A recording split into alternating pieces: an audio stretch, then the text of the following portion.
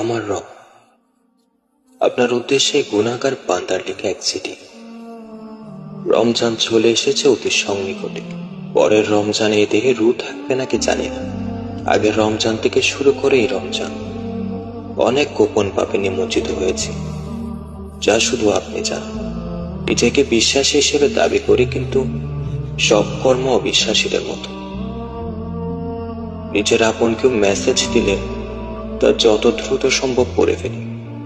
আর আপনার দেওয়া 1400 বছর আগের মেসেজ ফার্নিচারের কোণে ধুলোমলিন হয়ে পড়ে আছে। আপনার কথাগুলো কখনো বোঝার চেষ্টাও করিনি। নিজের নামের আগে আপনার রাসূলের নাম লাগিয়েছে, কিন্তু ওনার কথা সত্যি কি শুনেছি? হারাম কাজকে আসলে কি এখন কেউ ভয় পায়? তাহলে হারাম অনুষ্ঠানে এত মানুষ কিভাবে যায়? দুনিয়ার আনন্দ উপভোগ করতে গিয়ে তারা যে দিনকে ছুঁড়ে ফেলে দিচ্ছে।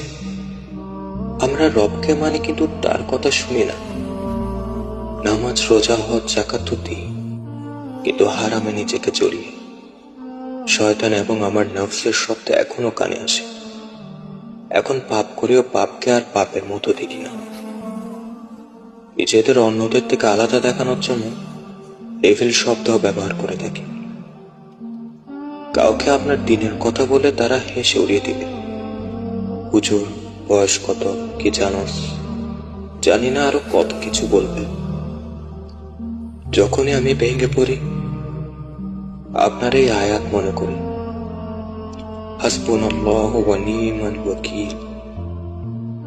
আল্লাহ আমাদের জন্য যথেষ্ট এবং তিনি উত্তম সাহায্যকারী, কার্য সম্পাদনকারী।